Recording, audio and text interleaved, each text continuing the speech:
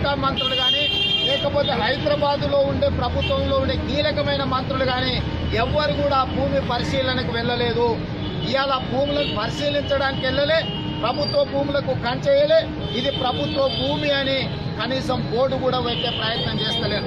ఇవాళ ఏ gold stone Prasad మీద ఆరోపణలు వస్తున్నాయని ప్రభుత్వం చెప్తుందో ఇంతవరకు ప్రభుత్వం గోల్డ్ స్టోన్ ప్రసాద్ మీద ఫిర్యాదే చేయలేదు. గోల్డ్ స్టోన్ ప్రసాద్ మీద ఎఫ్ఐఆర్ నమోదు కాలేదు.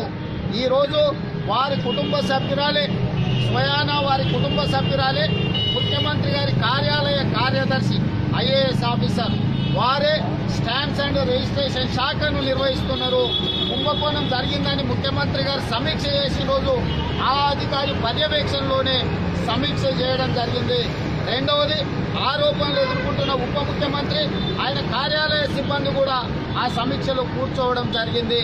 అంటే ఈనాడు ఎవరి మీదైతే ప్రత్యక్ష ఆరోపణలు ఉన్నాయో, ఎవరి కుటుంబ సభ్యులనైతే అరెస్ట్ చేసి జైలుకు పంపినో వాళ్ళ సమక్షంలోనే ఈ కుంభకోణానికి సంబంధించి ముఖ్యమంత్రి గారు సమీక్ష చేసిందంటే ముఖ్యమంత్రి గారి సమీక్షలో ఉన్న చిత్తశుద్ధిని ఈనాడు అర్థం చేసుకోవాల్సిన అవసరం ఉంది.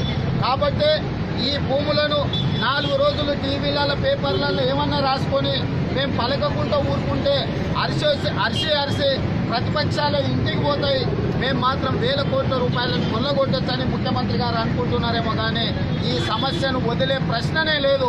దీంట్లో ఉండే ముద్దాయిలను, నేరగాళ్లను అందరినీ అరెస్టు చేసే వరకు తెలుగుదేశం పార్టీ పోరాటం చేస్తుంది. ఈనాడు హైదరాబాద్కి ఈ 10 జిల్లాలలో ఉన్న తెలంగాణ సమాజం అంతా ఇక్కడికి వచ్చి బతుకుతున్నారు. ఎన్నికల సందర్భంలో వాళ్ళందరికీ ప్రభుత్వం హామీ ఇచ్చింది, మున్సిపల్ ఎన్నికలు అయిన తర్వాత ప్రతి పేదవాడికి డబుల్ బెడ్రూమ్ ఇల్లు ఇస్తామని చెప్పి. తెలంగాణ బిడ్డగా ఇయ్యాల ఈ హైదరాబాద్లో నివసిస్తున్న ప్రజలకు మేము విజ్ఞప్తి చేస్తున్నాం, మీరు పోయి ఆక్రమించుకోండి ఆ 700 ఎకరాలను.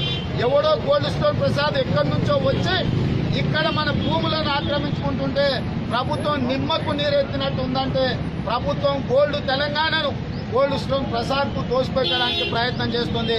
కాబట్టి ఇవాళ ఈ గ్రేటర్ హైదరాబాద్ పరిధిలో మున్సిపల్ ఎన్నికల బస్తీలలో ఎవరికైతే ప్రభుత్వం హామీ ఇచ్చిందో డబుల్ బెడ్రూమ్ ఇల్లు వాళ్ళందరినీ కూడా మియాపూర్లో ఉండే భూములను మీరు ఆక్రమించుకోండి. ఇవాళ 700 ఎకరాలలో 4 లక్షల మంది పేదలకు డబుల్ బెడ్రూమ్ ఇల్లు కట్టియొచ్చు. 4 లక్షల మంది పేదలకు హైదరాబాద్లో నివసిస్తున్న బస్తీలల్లో ఈరోజు మగ్గిపోతున్న పేదలకు అందులో డబుల్ బెడ్రూమ్ ఇల్లు కట్టించాలా. ఒకవేళ